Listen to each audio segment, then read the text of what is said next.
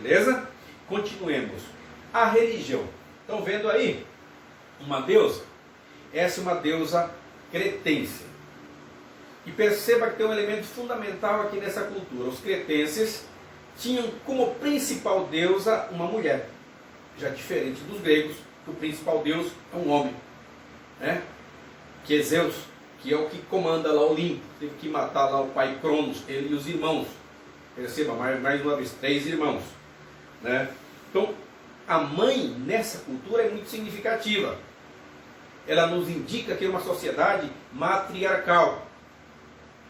Deve ser por isso que os gregos, né, quando se libertaram dos cretenses, criaram uma sociedade masculina. Depois vamos falar um pouco mais disso.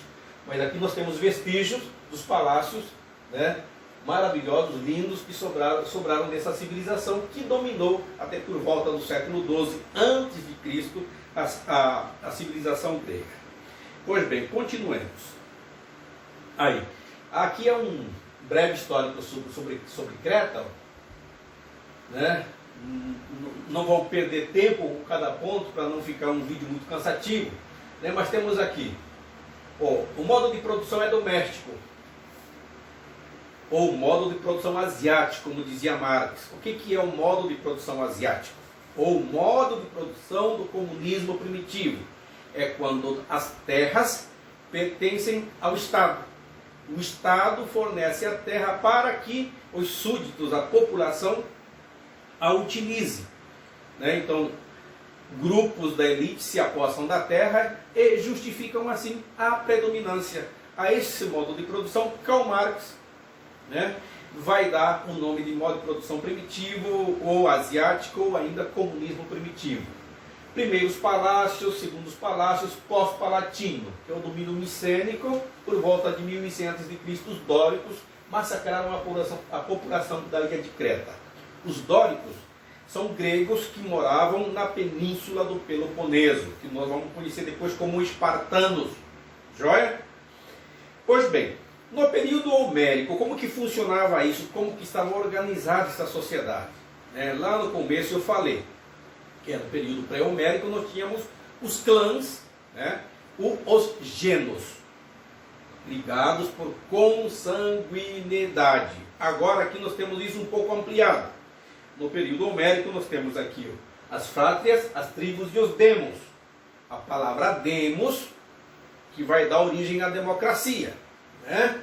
Então você tem aqui, primeiro você tem um genus, você tem a fátria, você tem a tribo. O conjunto de tribos forma a demos, que vai formar, e o conjunto de demos vai formar a chamada polis. O que é uma polis? Uma polis é um verdadeiro Estado. O que é o verdadeiro Estado? Pois bem, gente, apesar dos atenienses perceberem que pertenciam à mesma cultura de Olímpia, ou de Creta, ou de Esparta, aquilo que ocorria em Atenas não ocorria em Esparta. O modo político, inclusive, era diferente para cada cidade. Cada cidade tinha uma organização política, uma forma de resolver seus problemas, apesar de terem culturas parecidas. Mas a estrutura política de cada cidade é de um verdadeiro Estado. Por isso nós chamamos de cidades-estados. Certo? É assim que surge a polis. Evolui de genus, fátria, tribo, e depois demo. Né? Então as polis é quando os homens percebem a necessidade de compartilhar o poder. Né? Ninguém cria um Estado, uma cidade, porque cria o Estado para que as pessoas de poder não se matem. É para controlar aqueles que detêm poder e para submeter outros. Aqueles que se submetem sempre viram escravos, ou inferiores, ou sem terras, né? E aí nós temos aí, é lógico que, por exemplo, no caso depois da formação das polis, nós vamos ter, no caso especificamente de Atenas, um governo de 2 reis, né? Perdão, isso em Esparta. Em Esparta nós temos a chamada diarquia, o governo de dois reis. Em Atenas, no período clássico, nós temos a democracia. Só que é uma democracia aristocrática. O que é uma democracia aristocrática? Diferente da nossa, em Atenas, somente homens acima de 21 anos, donos de terras e filhos de atenienses, homem e mulher, e que tinham direito, que eram chamados de cidadãos. A mulher não era considerada cidadã, o estrangeiro não era considerado cidadão, nem um escravo. No entanto, se você visse um escravo na rua, você não saberia se ele é proprietário ou não. Por quê? Porque o homem grego tratava bem seus escravos, né? Inclusive existiam alguns castigos para aqueles que maltratavam seus escravos. Os escravos gregos eram administradores, comerciantes, né? Trabalhavam também na residência, faziam um trabalho pesado na construção dos palácios, né? Porque o grego, o nobre, o aristocrata, ele vivia do ócio. Trabalhar para o grego uma coisa imoral, né? O trabalho para o grego uma coisa suja. O comércio para o grego uma coisa suja. Então o grego prefere conquistar, prefere matar e pilhar. O que é pilhar? É tomar aquilo que ele consegue em guerra, né? Continuemos aqui, moçadinha. Então, por volta de 1100, nós vimos lá, os dóricos massacraram a população de Creta. Nós temos aí a existência de unidades gentílicas lideradas por um pater. A unidade básica da população econômica é autossuficiente e não existem classes sociais ainda, né? Apesar de existir o pater família, e não existe esse tipo de organização, esse tipo de nomeação. No período arcaico, quando começa a colonização, e aí você tem aí vários momentos, dá uma olhada no mapa, né? Você tem ali, ó, a polis. Como se caracterizava essa polis? O que existia numa cidade grega? Você tem uma acrópole, né, que é a parte alta da cidade, onde se faziam os palácios de governo, onde se faziam os palácios para os deuses e para as deusas, né? Você tem a ágora. A ágora é a praça, onde ocorriam os debates, onde o homem de palavra ia a fazer suas propostas, né? Você tem a haste, você tem o porto natural, né? Eram muitos navegadores, no caso de Atenas, né? Você tem as aldeias, a cora, o território rural. As polis eram soberanas, ou seja, se um governante de uma polis invadisse a outra, claro que você vai ter guerra, porque cada polis era um estado soberano. No período de colonização, a partir da colonização eles traziam para cá comércio e agricultura, né? Mas efetivamente o comércio é o carro-chefe dos gregos. É por isso que nós conhecemos aquelas pinturas dos vasos gregos, né? Pinturas do cotidiano cultural deles, como que eles tratavam suas mulheres, o tipo de relação que eles tinham, como que eles se relacionavam consigo mesmo, com o corpo, né? Nós temos vários vestígios dessa cultura por meio da cerâmica grega, das pinturas também em paredes, né? O azeite de oliva é um dos produtos, o vinho é outro produto que eles comercializavam muito, certo? Aí nós temos aqui no caso de Espartas a diarquia e no caso de Atenas a democracia, que já explicamos, né? A diarquia é quando um rei vai governar, vai fazer a parte política, a parte de administração da cidade, da segurança, isso, aquilo, outro. E o outro vai cuidar do exército, né? Vai preparar, vai cuidar da soberania do Estado. Então, no caso dos espartanos, a diarquia era muito útil.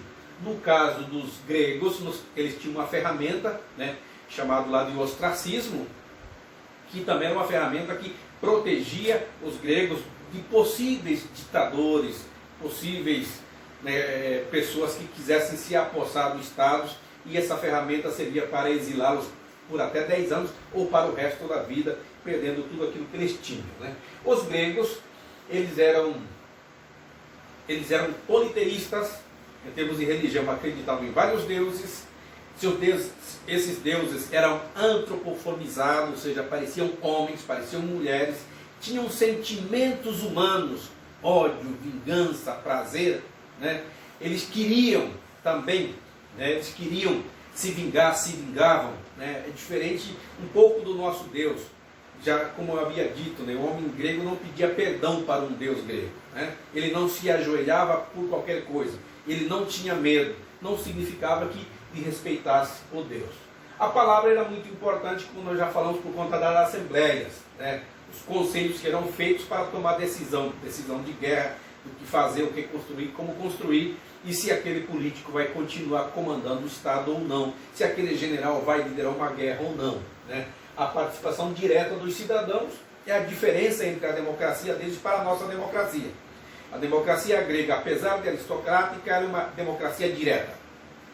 O Sebastião vai lá e vota no político que ele quer que o represente, né? A nossa não, a nossa é indireta. A gente vota e o camarada vai lá e indiretamente nos representa. A participação, aí, okay, a inexistência de uma separação absoluta entre os órgãos de governo e de justiça. O fato de que a religião e o sacerdócio integravam o aparelho de Estado. Então você vai ter um político, ele é também um sacerdote, ele também é um general de guerra, ele também é um cara que toma as decisões no templo e assim sucessivamente. Não há muito essa separação, né? Pois bem, aí nós temos especificamente Atenas. Não pausa. Bom, pessoal, eu vou continuar aqui, eu dei um tempinho aí para tomar uma água, a aula está ficando um pouco longa, eu vou acelerar aqui. Então, você tem aqui Atenas, já comentamos um pouco sobre ela, né? Ela é uma democracia, a grande característica dela é que é uma democracia aristocrática, né? Repetindo, homem acima de 21 anos é que tem direito, a mulher não tem, né? O escravo não tem, e o homem pobre também não, precisa ser proprietário, né? E o estrangeiro muito menos. Pois bem, Drácon é um dos arcontes que vai fazer algumas reformas. Você tem o Solon também, o Pisistrato e o Clístene. A democracia já havia comentado com vocês. E por volta de 492 tivemos chamadas guerras médicas. O que são essas guerras médicas? É quando os gregos, depois da invasão de Alexandre, depois que eles ficam debilitados, começam a lutar entre si, né? Pois bem, a polis gregas, Atenas e Esparta. Aí você tem aí, nós tivemos um documento fílmico, vai comentar sobre o 300 de Esparta. Nós temos o período aí do Temístocle, que vai ser um grande estrategista naval. O Temístocles, o azar dele, ele vai sofrer o chamado ostracismo, porque ele governa por 10 anos, e aí os gregos estavam com muito medo de que ele continuasse mais tempo no poder, e o sentido da democracia para eles estava em risco com esse camarada. Então eles aplicaram o ostracismo, votaram para que ele fosse expulso da Grécia, e ele, por ironia do destino, foi quem derrotou o Xerxes, e foi para quem ele pediu exílio. Então o Temístocles ele vai morrer no exílio lá com o pessoal do Xerxes. Pois bem, a sociedade espartana, ela é também aristocrática, diferente da sociedade ateniense. Os espartanos também tinham pessoas escravas, mas o escravo espartano pertencia ao Estado. Eram chamados dilotas.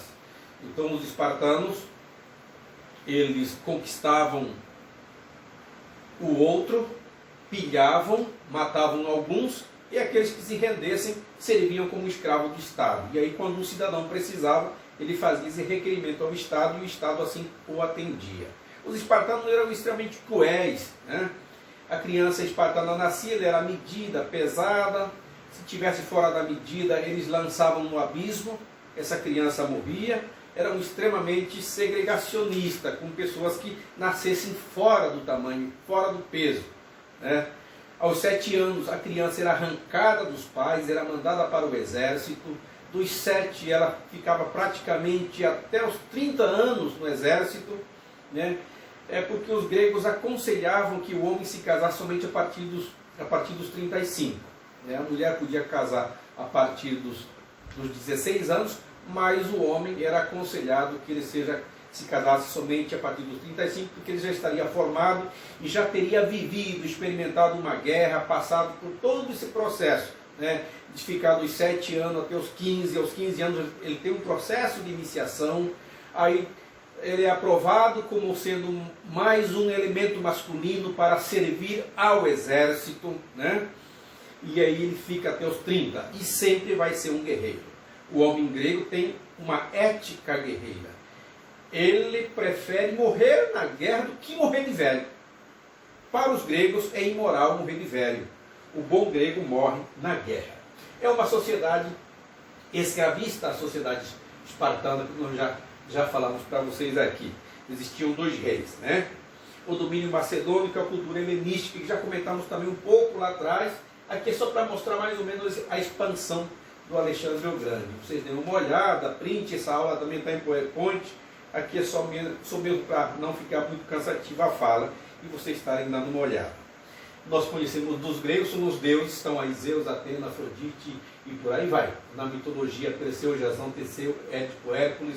Os Jogos Olímpicos são uma coisa que nós praticamos até hoje. Em épocas de guerra, os gregos não em épocas de jogos, os gregos não guerreavam, certo?